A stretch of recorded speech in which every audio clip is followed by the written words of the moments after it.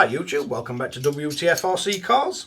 So we got the really nice blue screen protector or top protector for the NB4. This will fit on the NB4, NB4 Plus, Pro and Pro Plus. But now they've sent out a matching battery protector. So let's see what that looks like. Bring you in for a close-up look and see what we make of this. So let's power off his transmitter. Now the first thing I will say, if you fit in these, because these slide back, you're not going to be able to get the battery on or off if you put one of these on. And if you've got the RM005 module for Mini Zs, you're then not going to be able to get that in. So make sure you've got your module in and your battery on before you start putting this on. Now, I literally think all it'd take is to cut that bar out, because if you look how far these come back, it barely reaches the end of the LED. So that's the only clearance you need. It doesn't quite reach the end of LED. So if you cut this there and there, you should be able to get it on and off. So let's start by clipping one side on.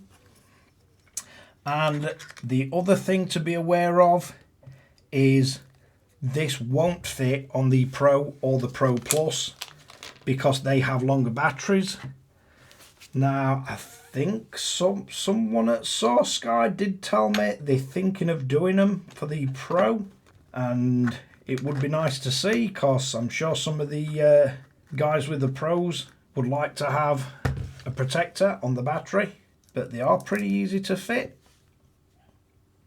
So again, big shout out to guys at Soarsky. They've sent us this one, and I believe this one is called Heavenly Blue, and to be totally honest, it is a really nice colour. I'm not sure how well it's going to show up on camera, but it is pretty colour accurate, the camera I use. Say Blackmagic 6K Pro. And I think the LUTs that I'm using keep the colours pretty realistic. So far no issues with how it's going together. So that all fastens on nicely. It does clear the bottom, so it is going to protect all the base of your radio. These two parts keep it slightly proud. Does give you a wider footprint, so if you've got one of the mounts with phone holders on, definitely not going to be falling over. Does seem to have plenty of space cut out around these, and it's nice and easy to get to the power button, so we can turn it on and then we can knock it off. The only problem is can't remove the battery because it hits this bar. So that's got me thinking, and you know what I'm like for modifying things. So let's see if we can attack it with a Dremel and then make it into a far more usable sort of battery protection. I don't think for 1 minute removing that little bar is really going to be detrimental to its ability to protect it. It's literally just that little bar. I'm pretty sure if we just Dremel that off, then this is going to let us remove the battery. Although you could see it as a security feature, the RM005 modules are pretty easy to remove. Once you do it and you press button, you've got the module. If you're at a really busy track and somebody fancies taking your module, at least with this on, they can't remove your battery. Also means they can't swap your battery out with theirs that they've buggered up. But let's get Dremel around this and see if we can neatly remove that bar, and then see if we can get battery on and off. Right, so all I've done is just ground that little bar off, and I've done it slightly at an angle. It's soft aluminium, so it really doesn't take much to do with a Dremel and a little grinding wheel.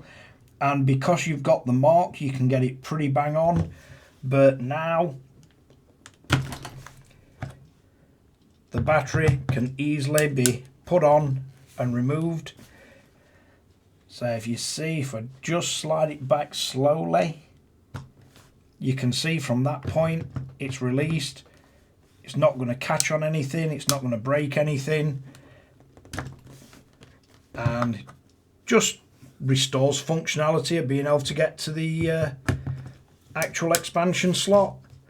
And I really think that Soarsky, if you're watching, chop that little bar off. It makes this battery protection a lot more user friendly, but you may want it still on there for security reasons, so entirely up to you. But I think now I've done this on this one, I think I'm going to have to do it on the gold one as well. Because it's the only reason I didn't use the gold one on this, because I think the gold and the purple goes really well together. But I do need to get to the bottom of this to swap the RM005 module for my Mini Zs, depending on which one I'm using. But yeah, very, very simple mod and makes it really user friendly. So while we're at it, I decided to cut the little bar off the gold one. It is a slightly different design. The screws stick proud on these and they sunk in on the blue one. But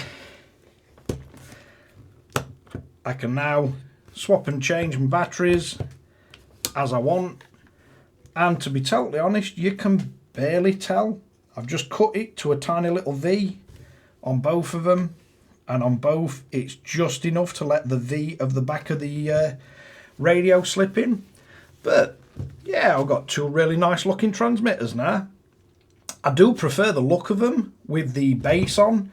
Makes it a bit more of a footprint. But yeah, they look really nice, and I can also, it is slightly easier to see the power light without that bar there. But yeah, I can now swap and change my base battery as and when I need. So let's wrap this one up. So again, big shout out to the guys at Soarsky. It's now a really funky looking transmitter with us aluminium base, and we do have the option of adding and removing the battery whenever needed. And it's a very slight mod. And Soarsky, get that bar cut out. It looks so much better like this, and I don't think structurally it's going to be any detriment to it. But yeah, can leave the bar on if you want added security of people not being able to take your battery off. But really, really quick and easy mod if you want to be able to remove it. But thanks again for watching Wtf Rc Cars. If you like this kind of content, don't forget to like and subscribe, hit the notification bell, share to friends and family, and catch you guys again in the next one.